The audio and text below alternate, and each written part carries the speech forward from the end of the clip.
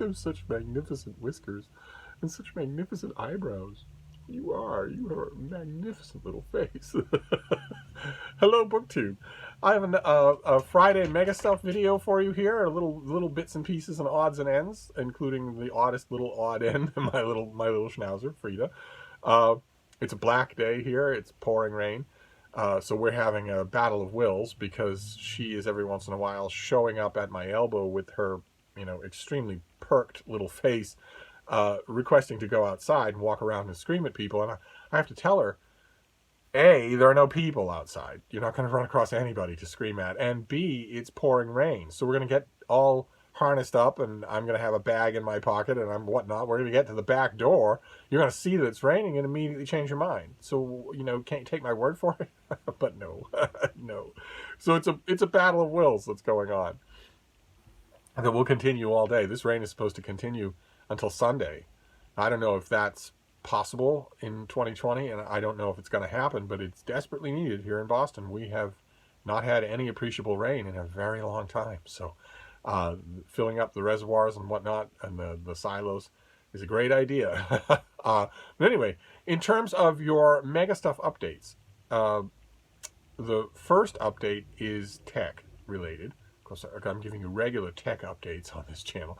I've been talking about how I've just been porting more and more functionality to my 2019 entry-level iPad 7 of 9 with its smart fabric skin keyboard.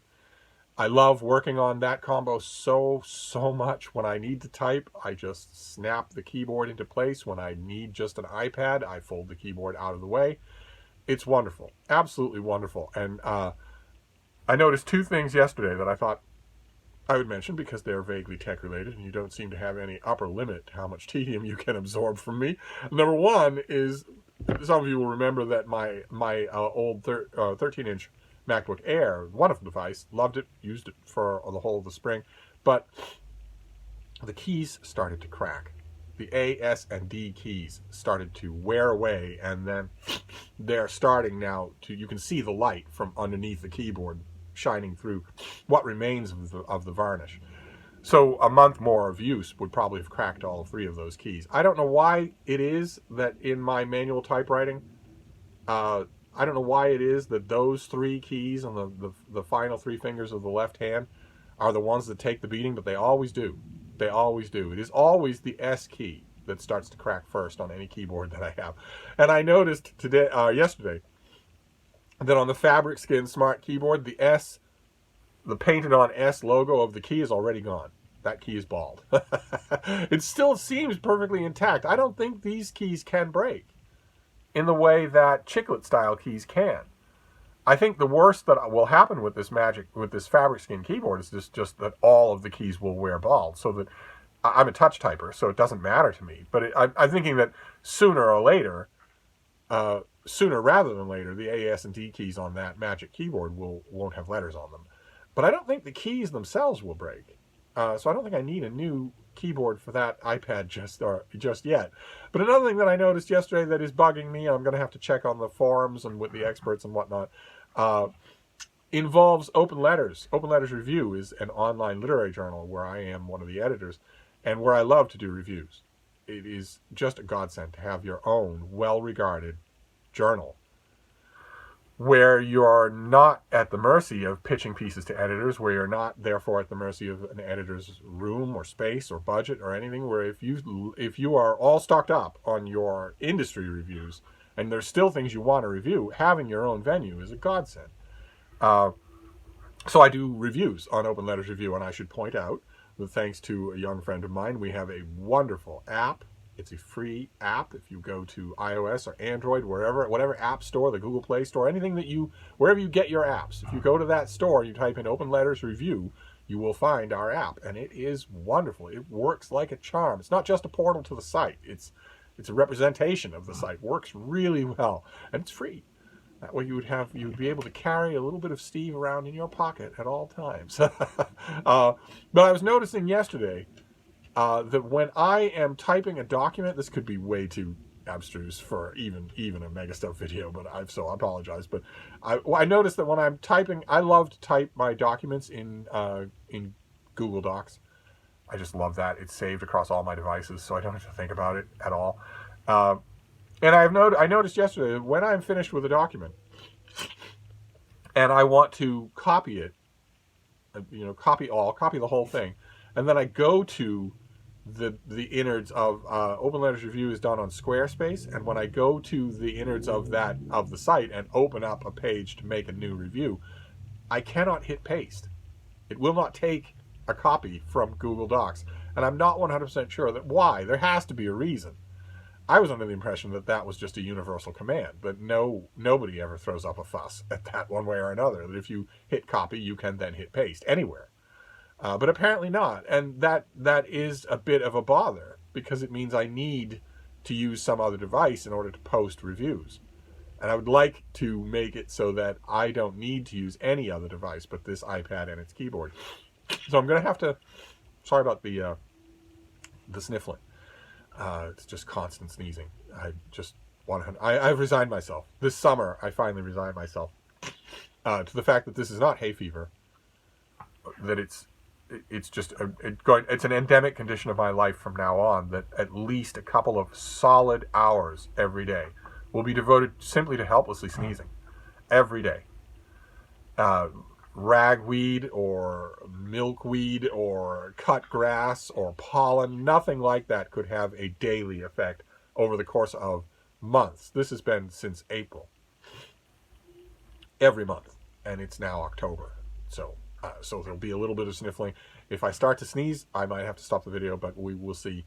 I've already had 2.5 solid hours today of just sitting on the edge of the couch sneezing. 1, 2, 3, 4. So that there's no time in between to do anything except breathe.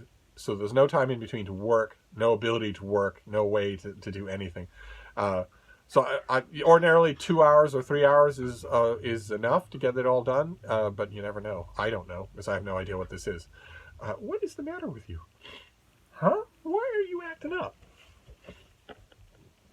You want to be on camera? You don't want to be on camera. You don't want to go outside. Believe me, you don't. It's pouring rain out there. You hate the rain. Oh, baby. Anyway, I don't have much in the way of other MegaStuff updates. I have... Oh, goodness. What's that? I know I'm tedious. You don't have to rub it in. I have a couple of Preptober thoughts that I'll do in a separate video. I also have a Friday Reads that I'll do in a separate video. But I do have mail. I do have a couple of packages of mail, and I thought we could go through and get this this Friday MegaStuff video over with. And you can't be here for the mail, because I need both hands. You can't be, baby. So you have to get down. I don't know why you're fussing. I do know why she's fussing, because she wants to go outside and she wants it not to be raining. I can do the one. I can't do the other. Well, let's take a look. Let's take a look at these two packages.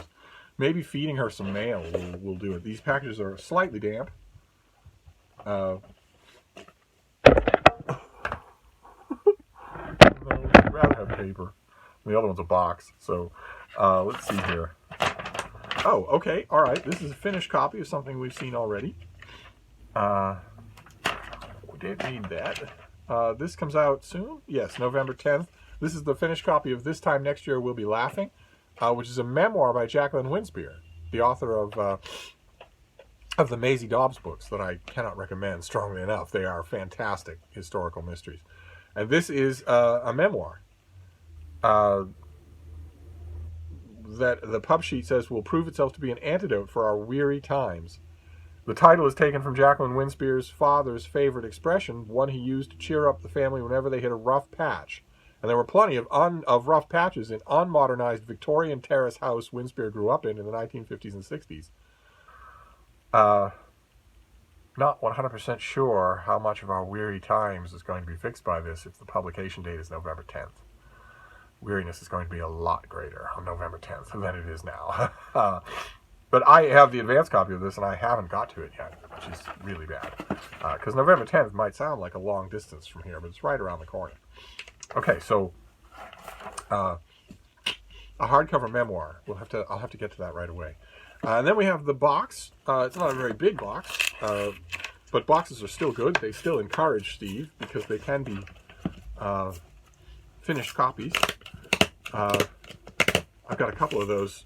Okay, well, you're fighting, aren't you? So let's always have scissors nearby. Let's see if we can get this out of here. We'll hope that it's not. Steve's #1 rule with packages in the mail is that the more trouble they are to open, the less worth they are to see what's inside. We'll have to hope that's not true. What have we got? What's in here? That's a box, baby. You don't want that. Oh, this isn't a finished copy. Oh, fantastic. All right, great. This is an advanced copy. This comes out in late January of look at be a big thing. This is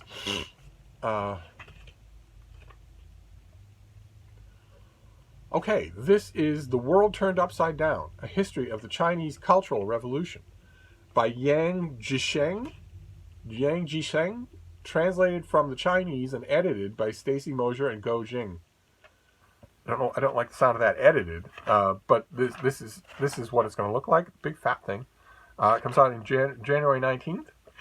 Let's see here. In The World Turned Upside Down, the only complete history of the Cultural Revolution written by an independent scholar based in mainland China. In this book, the author has marshaled a prodigious amount of research to tell the full story of China's Cultural Revolution, the tumultuous 11-year period beginning in 1966, during which Mao Zedong encouraged a continual revolution of the people against what he perceived to be the bourgeois-leaning enemies within the Communist Party. Yang lucidly narrates the labyrinthine story of this period, which was characterized by violent class struggle and political scheming. He tallies up the grand-scale consequences of the revolution, the millions of lives lost during this period, as well as the thousands of invaluable cultural relics, documents, and historical sites that were destroyed in an effort to eradicate traces of pre-communist culture and thought. The author also zooms in to narrate heartbreakingly individual stories. Tells the story of Zhang Xilang, an economist and cultural instructor who expressed mild disagreement with Mao's views, leading to his execution in 1970, and of Wu Zhaofei, a 22-year-old who wrote 2 critical treatises against the Cultural Revolution, also resulting in execution. The author also grippingly chronicles the political infighting and scheming that was intrinsic to Mao's inner circle. He paints vivid portraits of the various factions and major players, and he lays bare the political dynamics that were at play. Oh my, this sounds really good. Okay, it doesn't come out until January, so I'm not going to be reading it right away, but it sounds really good. Oh my. And this author wrote Tombstone, the Great Chinese Famine, that I thought maybe I reviewed. I thought I reviewed Tombstone. Maybe not. Maybe it was a different book on the Chinese famine. One way or another, this sounds really good. I'm pretty sure that by 2/3 of the way through January of 2021, reading about the Cultural Revolution is going to be unbelievably bittersweet for anyone in America to do. But I don't imagine many people in America are going to do that. This is going to be, what, 1,000-page, 800-page history of the Chinese Revolution. I imagine this will be read mostly by book reviewers, such as yours truly. I will gladly read this. I will gladly review it. All right, so we have 2 nonfiction works for our mail today. This thing sounds fascinating. I would ordinarily dig right in, but no 2021 books in 2020. But this thing, yes, this thing I can dig right in. This time next year we'll be laughing. I should have read this already. So you've got those 2 books for our mail haul, plus a little bit of tech and a glimpse of Frida. So that's it. That is your MegaStuff video for today. It's a little bittersweet when it comes to the name of this video, because I have run out of my stockpile of MegaStuff Oreos. I have finally run out. I had a huge amount of them, and I have run out of them. And the shop up the street here doesn't have them, and I'm not about to be poncy enough to ask the guy to get in a special kind of cookie. So I don't know, I might have to explore ordering them on Amazon. I haven't tried that yet, but I guess that it's possible. One way or another, that is your Friday MegaStuff video, and I'm going to wrap this up, but I have other videos to make, so I will be back. Thank you, BookTube.